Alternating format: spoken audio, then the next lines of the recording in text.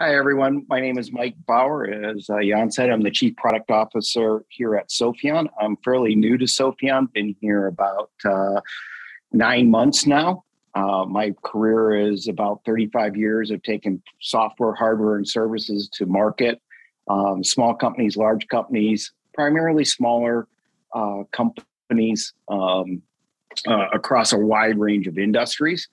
And what I really wanted to share today was really about what we're trying to do here at Sopheon, but in a different way.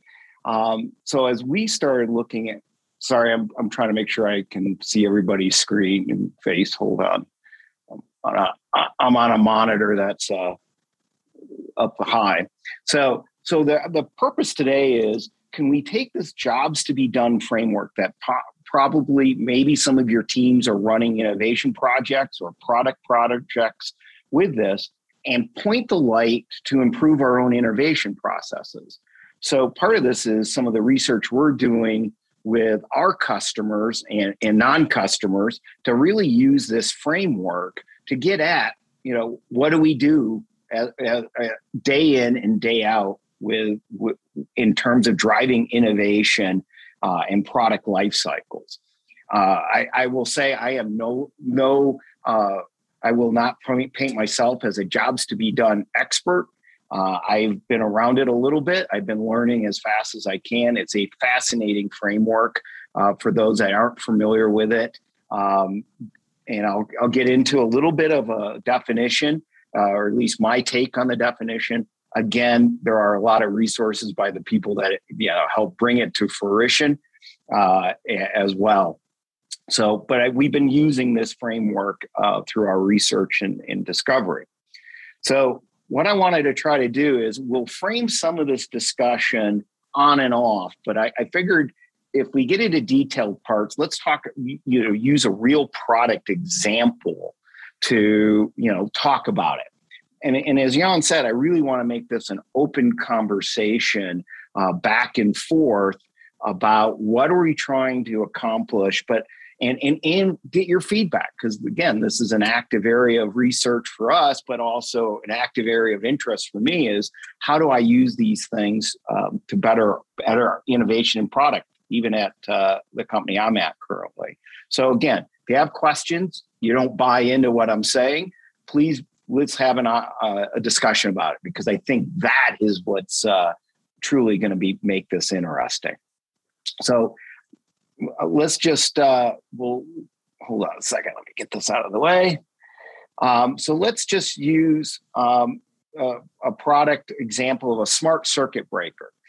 I found this picture on the internet, didn't have any logos on it, so it worked out really well. But think of a smart circuit breaker. It's got mix of hardware, it's got embedded software, it's probably got management software, it ties into a broader ecosystem. It probably has a mix of various methodologies the innovation product people are using to drive that. It could be agile, could be some form of gated, it could have an overall process flow that has been created.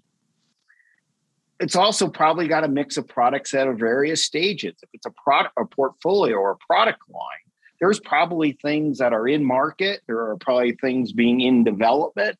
And there's probably things that are, quote, ideas, the next product, a challenge, some new technology that needs to be integrated. Use the broad definition of idea. So the question I think we all have as innovation leaders is, how do we ensure that success of that strategic business initiative, right?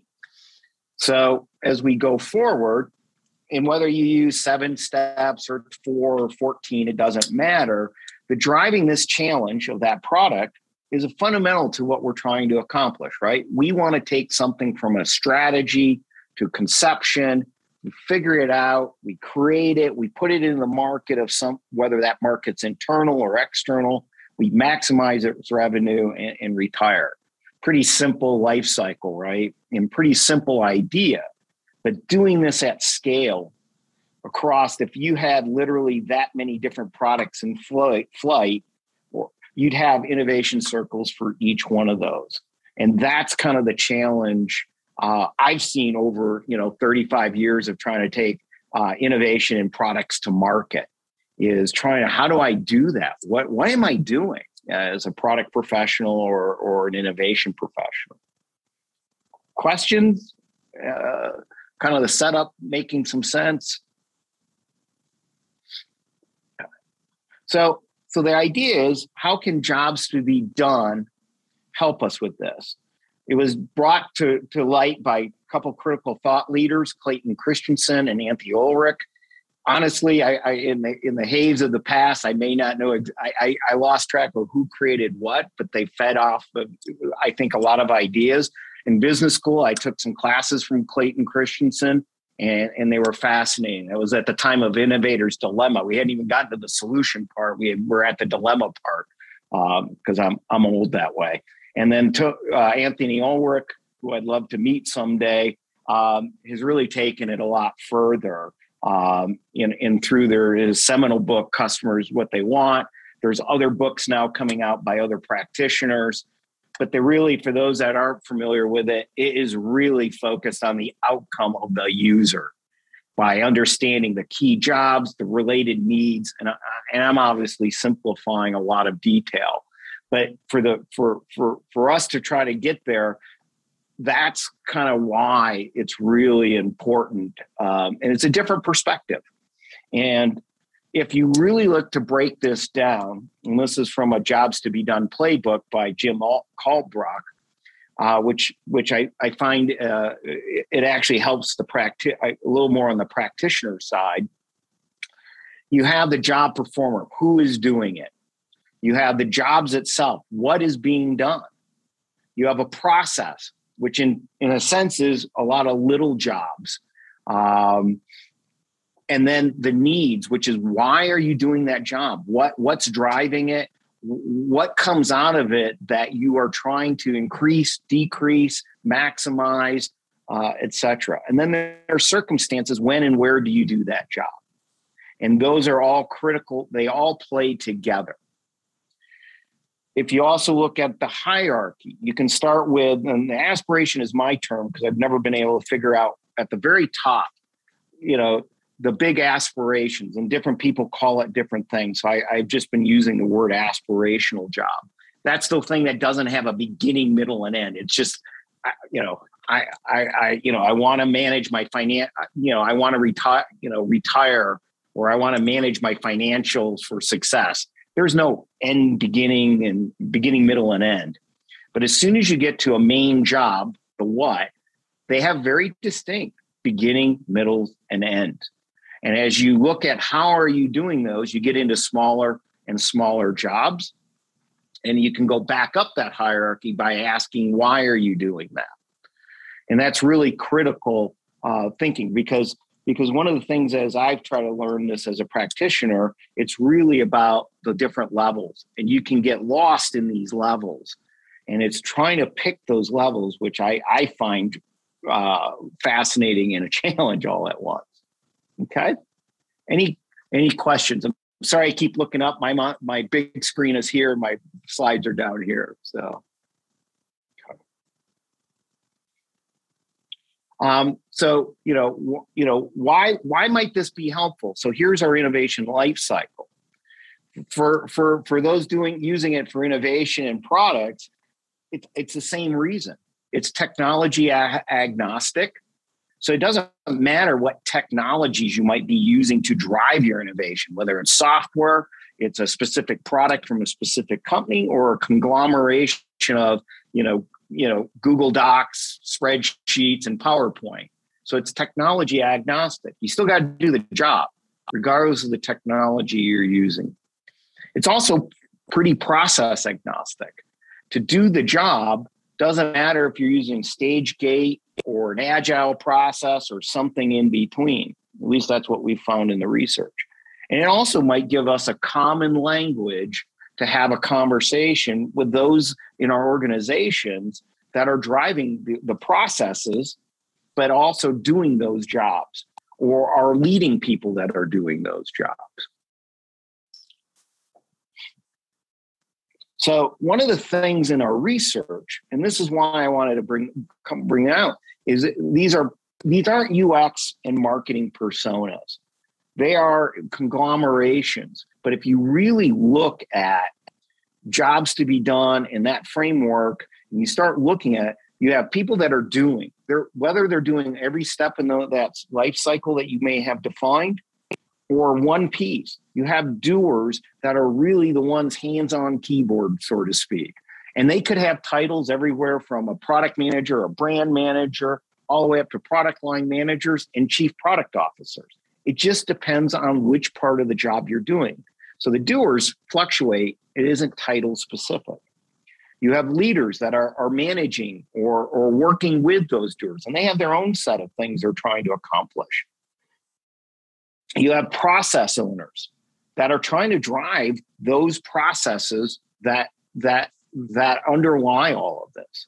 That would probably be the people like us.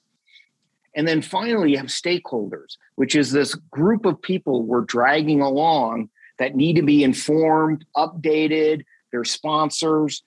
But one of the coolest things we've seen in the research is this: keeping these stakeholders informed is very distinct in a lot of work. But there is a group that we have to manage in those. So I'm going to take a breath and get a sip of water because I'm in Denver this week and it is dry here, and I'm not used to it yet. I'm from Pittsburgh. So any questions, comments? Does this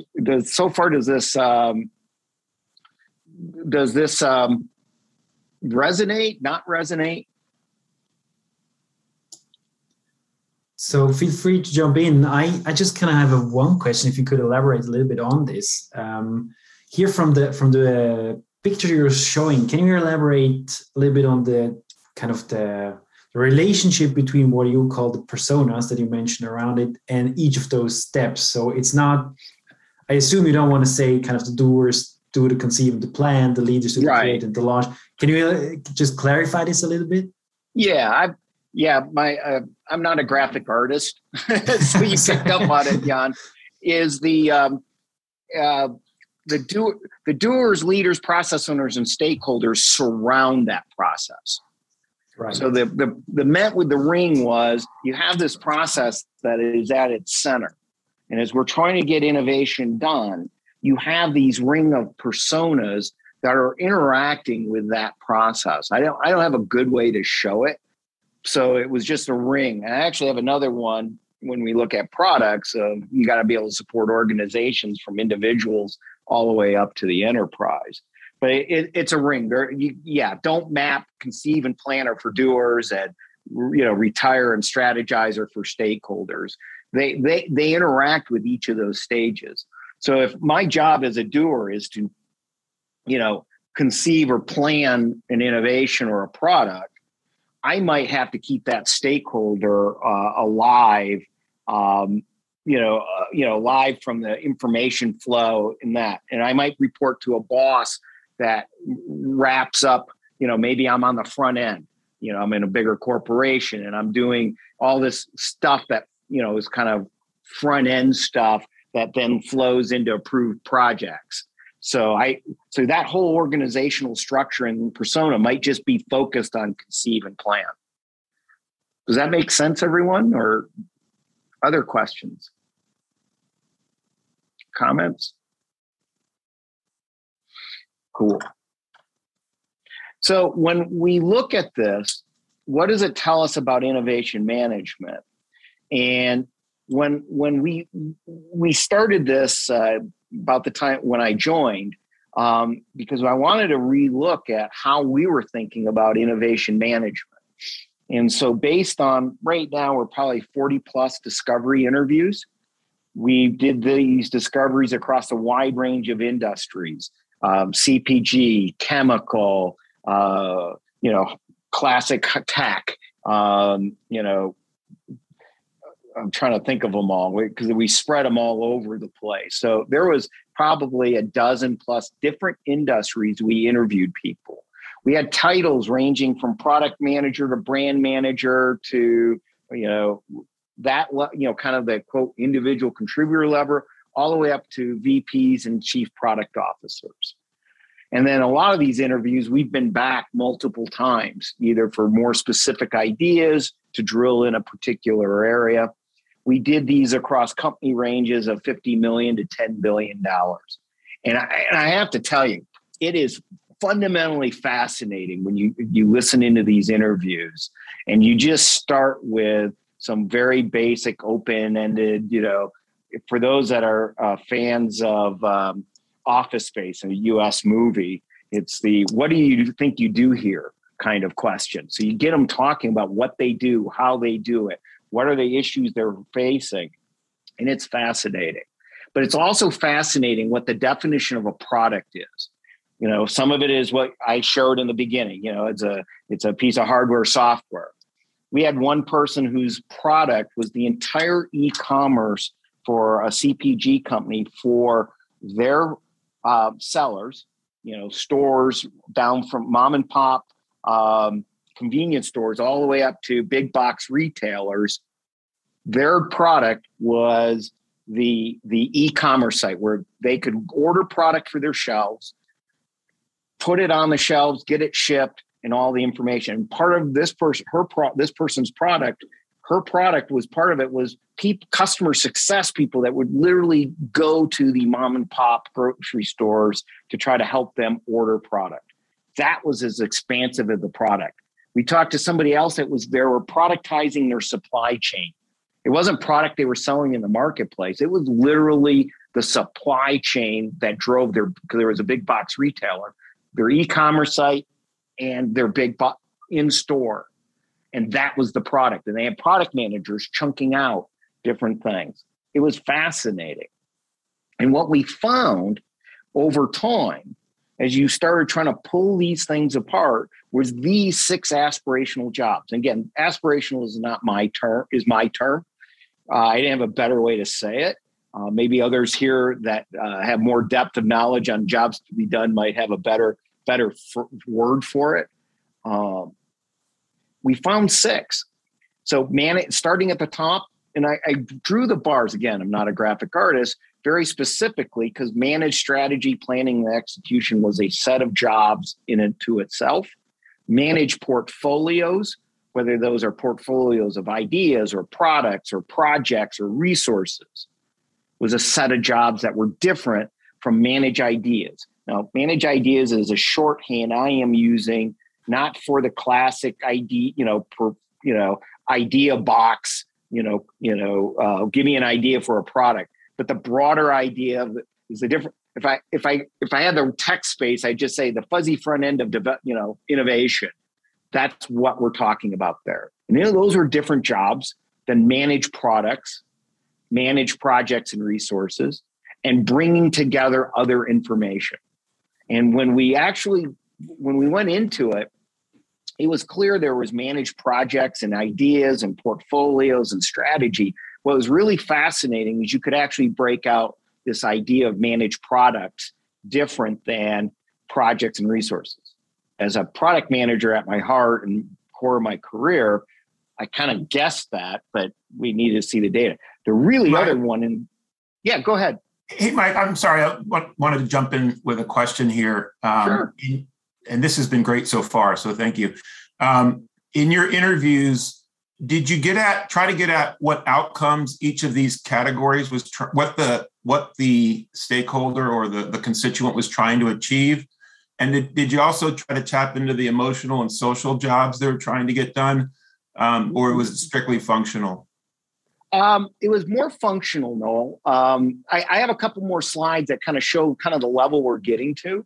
And again, that's why I kind of caveated the beginning. We're on our beginning of our journeys of learning how jobs to be done are used. And so we did try to get at the emotional type of jobs and social jobs. We did work toward the outcomes we were trying to drive to. We also worked on needs.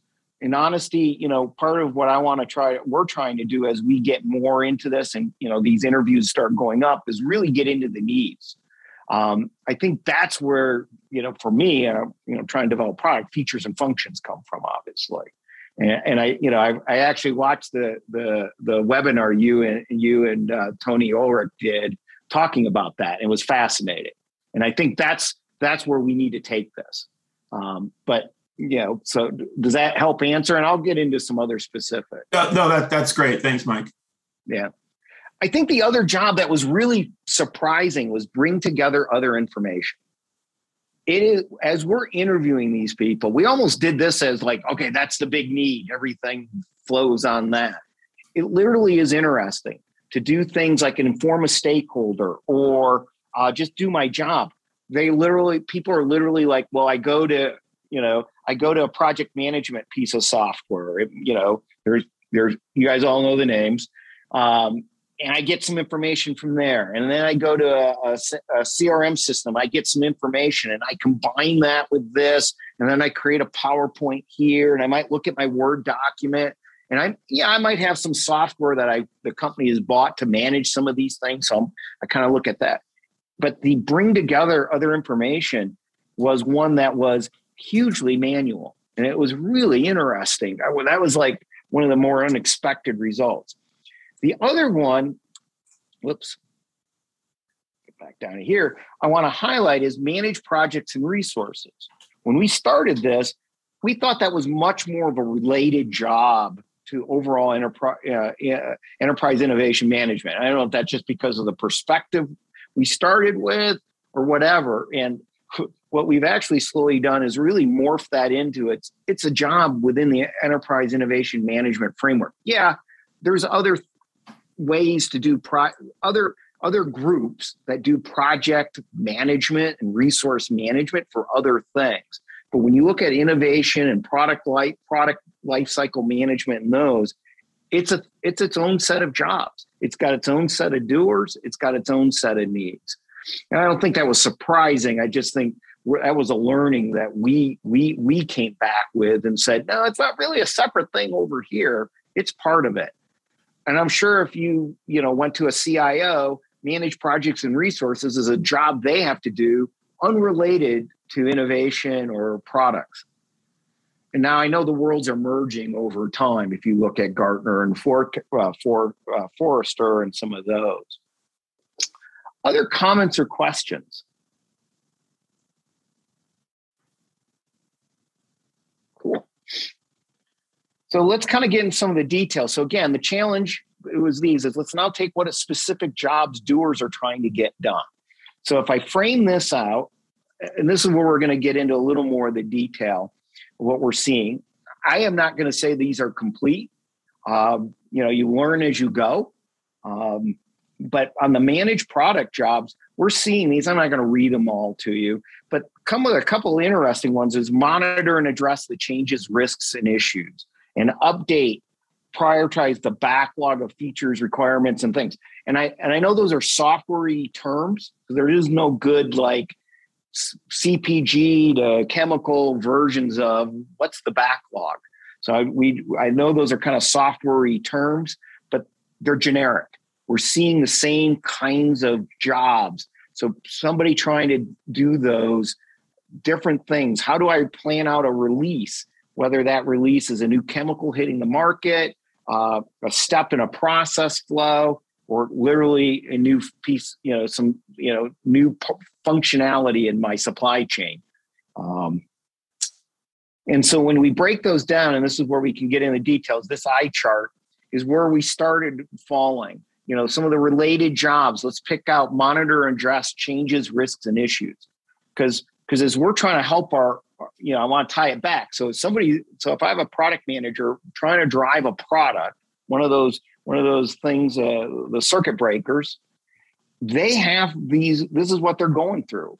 Some circumstance, something has changed to affect critical milestones and commitments might generate the circumstance where I got to do a monitor, address, change, risk, and issue job. And we found that those got very specific start, middle, and end. So some of the emotional jobs and social, we're trying to prevent from being surprised, both ourselves and our stakeholders. That was one of the big things in the interview. That was like one of the things across all these jobs is I just don't want to be surprised. And I don't want my stakeholders to be surprised. I want to manage it. So again, product professional trying to manage a product, they don't want surprises because that looks bad on them. Are you really in control? Another job is, again, effective control. And the other thing is fear of missing deliverable dates. Literally, you got deliverables and things going on if you're trying to manage that. Some of the needs, and again, this is my comment that we're still working out some of the needs, is I need to mitigate schedule risks. I need to ensure, those that are best equipped to get are assigned those tasks.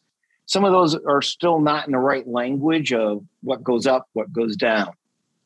But then there was the small steps are everything from start to coordination, collaboration, update the risk and issues log, however, the terminology you use, determine the mitigation, reprioritize that backlog if necessary, update the plan, determine information for stakeholders. But then that triggers one of the main jobs we keep seeing. Again, you're going to see this again and again at the bottom of this text of those bullets is inform stakeholders. It was so big that we almost thought that was a product into itself. That's how relevant, how much time our people are spending trying to keep stakeholders informed. And if there's things that we can do to speed those up, make it more effective, make it more self-service, those are where the needs we were starting to see. Questions, comments? Pretty quiet group. I know for some it's late and some it's early. So cool. So can I maybe? I'm sorry. Go ahead, Jan. But I just wanted, if you could elaborate. I mean, I don't know if you can, but elaborate a little bit on what are they informing stakeholders about? Like what? So inform stakeholders in what sense? What is it stakeholders want to know? I'm trying to pull it up in my head real quick because we actually have a whole job set blown out called inform stakeholders. I imagine it's pretty big. Yeah. It depends on the stakeholder, what your tasks are. That's going to be situational dependent. So I'm probably, so I don't just make it up. You won't see it on my screen, but I can get to it.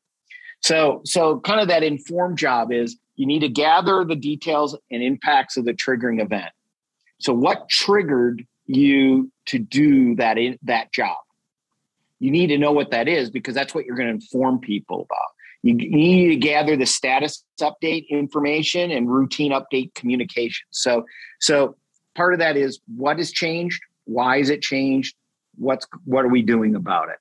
Or simply it's informational. You need to compile the data. You need to align the communication with the objectives. You might have to give a presentation, provide information. The specific details, Jan, I know I'm talking around your question. The specific details is very situational dependent.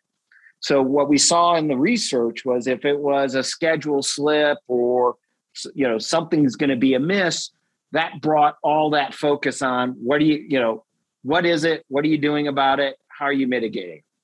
If it's literally, hey, one of the triggering events might be, hey, it's time just to do a quarterly update, business update. So it's like, oh, I need to pull my sales data. I need to pull forecast. I need to do this.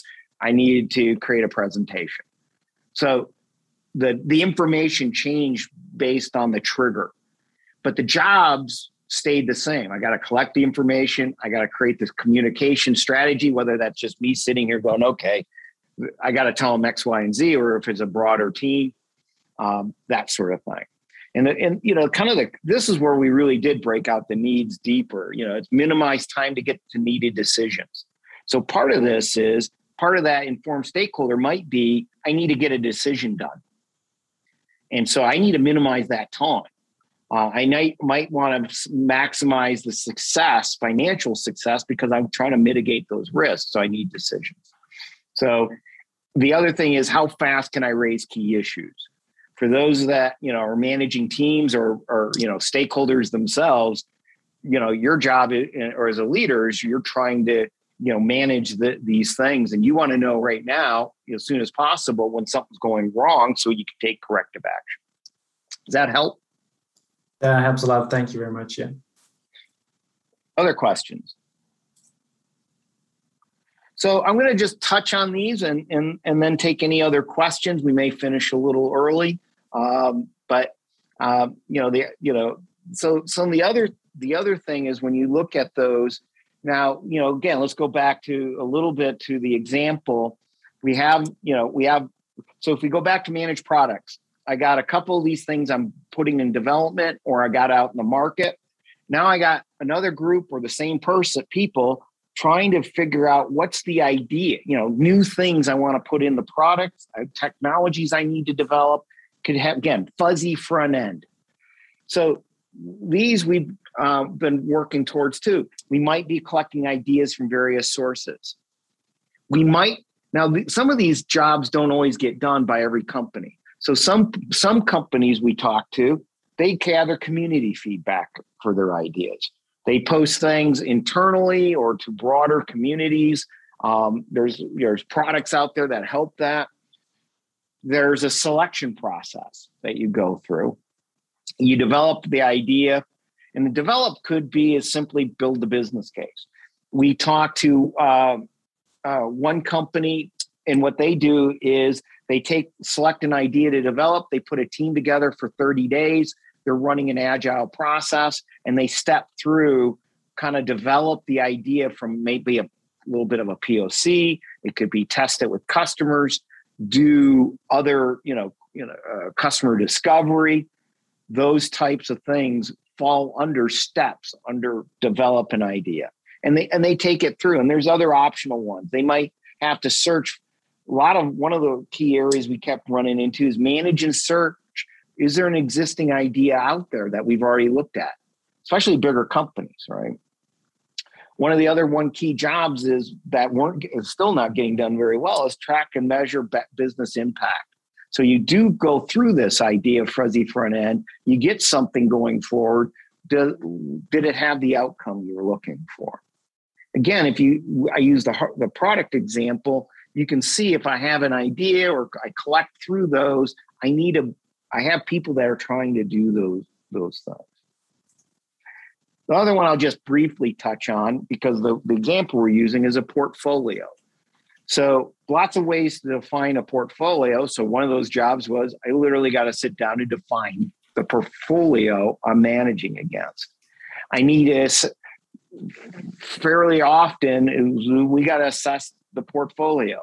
Here, because of the way we were talking to people, we use the word product, but it could be projects, it could be innovation. Substitute word product for innovations, products, ideas, projects, whatever you're trying to pull together as a portfolio.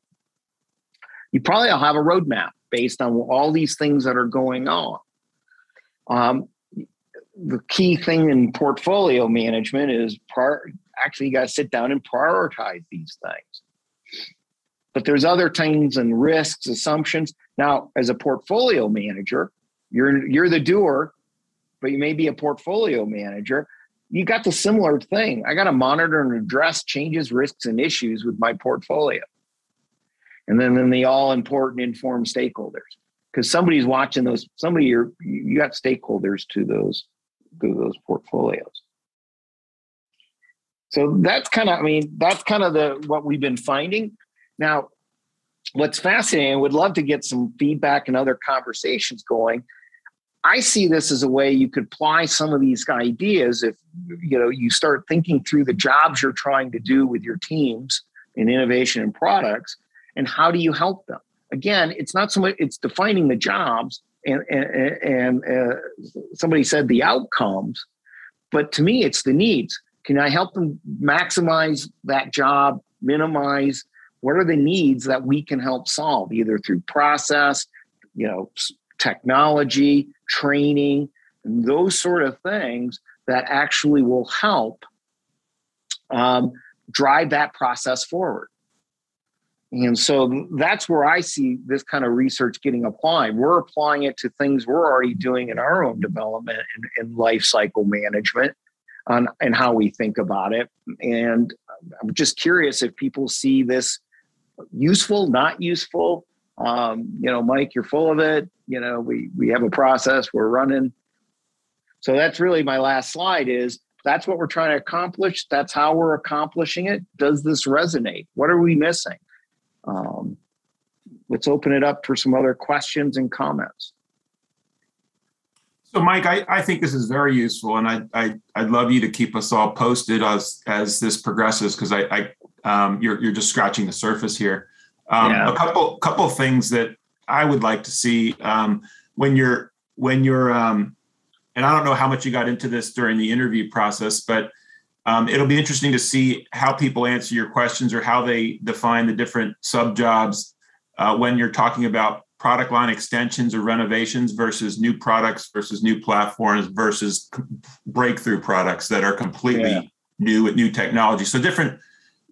I think that the needs might be different depending on if you're talking about incremental innovation or Horizon 3 kinds of innovations. Right. The other thing that it'll be interesting to see as a next step might be what is the relative importance of these needs, and how well are they being served today? So where are the gaps between, are they overserved with your solution or are they underserved? And then how important are they? Right. So you can start to cluster those needs or outcomes into certain categories. And then that would be a great input for, okay, now what do we do about it? What do we do to improve our PPM tools or whatever process? So those are two things that I can see as kind of next steps. Yeah. No, I think that is interesting. So I hadn't thought through the long horizon breakthrough to incremental, because we were talking with people at various stages, but we didn't go back to crossing that with, okay, that's just incremental improvement versus a couple of people were building all net new things too. But so we saw some stability, but we didn't cross through it with that level of detail. So it's an interesting challenge. And the challenge on the question and moving deeper on the needs is the area that I think we need to do more of and figure out ways to maybe help engage this community to figure some of that out. Not so much for one solution or another, but if we start understanding those needs as innovation professionals, I think that helps us figure out where are the roadblocks, what's holding us back from connecting that strategy to the execution to drive, successful. And that's why I kind of locked on the jobs to be done framework, because it's really about those outcomes and trying to improve the success. So other questions, other comments? So feel free to either put it in the chat or just jump on mic. I might kind of want to sneak one in of mine before others as well. So I know I've asked a lot. So you're the host, so you get to right. I get to do that. So can you give a sense of where you think? So in these six, I think you had six these aspirational jobs, or those five there. Which one is the most pressing? Where are the kind of the most issues hidden in that, or is that not that easy to say? Yeah, you see what I mean? Which one is the most? The graphic I had left off with something else, the information gathering one. Out of the six, I don't see one more pressing than the other, because the doers change. I think what's pressing is you need all of those working in concert to drive strategy to execution over time for success. Because that process flow I was showing goes across all those jobs. And if you're trying to get things from one end to the other in a successful way, however you define success, it could be revenue, it could be cost, it could be something intangible to the business. They all matter. So I haven't really seen specifically one more important than the other. Now, I probably lean to the managed products one, but that's that's my background. So I'm trying to separate what's important to me from what's important to everybody in all. And again, I think it may change. Obviously, if you're at the upper levels trying to manage strategy and execute, at that level, that may be the most important set of jobs you do. But again, I don't see it broken that way, Jan. Can I add something to the discussion? Sure. Yeah, because you also want some interaction. I'm a colleague of Mike, so I also work a lot with the real customers. And if you look at the wheel, and back to your question, I would say that in my customer base and the Sopheon customer base, a very difficult thing to do is phase out of products. So product phase out. That means the consequence of that is that the sales catalogs, don't refresh. And if the sales catalogs don't refresh and the salespeople keep selling the old stuff, the innovative products don't find a room to be sold and get into that market. So if you don't phase out, you don't have the room to phase in. Yeah. And this is, I would say, I didn't see one company yet, perhaps one, in my career that was able to do that in a very good way. I think retire is not just putting a metadata on; it's a whole complex thing. So the processes also to retire are not so simple. So if you have to manage a lot basically to retire a product from the market, and in innovation management, I would say this is a child that needs a little bit more of attention because it is a block to the front end. Mike, perhaps you can talk to that from your experience as well. I'm trying to unpack some of that, Hugh. I think those are what you're bringing up are, I think, distinct pieces of what you're trying to do within managed products and managed portfolios. So I would agree those from what we're seeing in the customers and the people you've talked to, those are challenges. Try to do that innovation circle in the retire is. Whoops, I'm sorry. I got screens on top of screens. I guess I'm gonna lose this. Let me go back. Sorry, guys, pushing too many buttons. While you're doing that, Mike, to that last question, what I used to advise my clients is when we're implementing a gated development process, we actually have a phase called end of life, and we actually define it. We have a workflow. We have clear roles and responsibilities, objectives, deliverables, just like you would for any other phase. And we actually include that as one of your phases or stages in your gated development process. Because that's an excellent point that was brought up. Not a lot of companies think about that, and doing the analysis to figure out, when should we discontinue and how do we make sure we don't end up with lots of excess and obsolete inventory when we're phasing out a product line. Right. Yeah. I think what is underestimated is that it's not a decision pure from product management or pure from R&D or whatever. It's also a decision of the sales to yes or no accept a new product in their sales catalog. I know one company that has as a strategy to refresh. It's consumer goods, to refresh the sales catalog with 25% per year. That is huge. So refresh the sales catalog 25%, and they didn't manage. That was a strategy, and they didn't manage it because the resistance was always there from sales because they want to keep selling a product that is doing well in the market and don't replace it with something new. And this is what I know from the customers is a very difficult decision-making process. It's really not easy. I agree.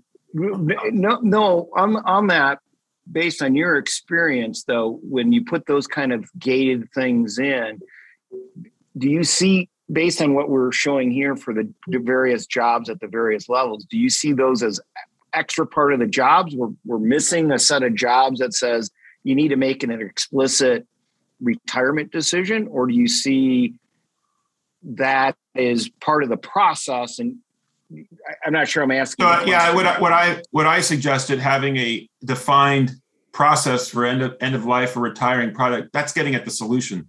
The problem or the job to be done is, the job is to retire products effectively, and one outcome might be to eliminate waste and inventory, or to make sure that sales is on board, or whatever the need is. The solution that I've seen work effectively is to actually define that and have a set of guidelines to guide people. What are the trigger points for when you should make an end of life decision?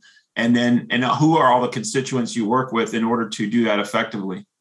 Yeah, I had another question, Mike, on managing products. And this is a debate that I've had throughout my career is, did you talk to project managers or product managers?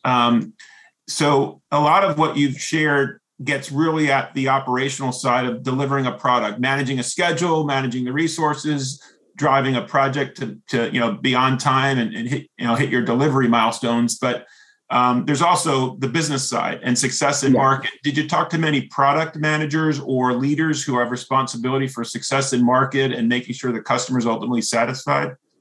Yeah, we actually did. Actually, I thought you were going to go the other way. We actually didn't talk to too many project managers. We primarily talked to product managers, brand managers, or whatever similar title was. So I started grouping them as just product professionals. But yeah, we did see some differences. So I have this up on the screen on the managed product. So there are things that are kind of project managey related, like what's the release, what's the idea, when are we coming out with stuff, what's the roadmap. But we also had a lot in there of update and assess the business and market information. So when you start, to your point, we were starting to see a lot more of, we need to know for example, in market, what's how am I selling it? For those that had a cost model, had cost, what's my cost model? What's the competition doing? What's the market trends going on? And so when we started looking at that, it was very holistic on what they're trying to accomplish. And that was part of the problem with bring together information, because, again, they're looking at external sites and internal sites and in those. So, yeah, we absolutely saw that. I think one of the areas that we're flushing out right now and is more the manage the project side, which is, okay, what are specifically different? They have some business requirements too, but they're probably different. They're more internal. Yeah, that was one of the other key findings is you got to have this holistic view for managed products. I think we are at time. So I was just going to say this. So thank you very much. We're right on time, a little bit over, but that's nice. So that's okay. I just want to thank you, Mike. Thank you very much for the interesting session. And thank everybody for joining. Kate has put into a link where you can check out the next upcoming sessions. So join us for those as well. But Mike, thank you very much. And thank you all for participating. So thank you, everyone. I had a wonderful time. Thank you.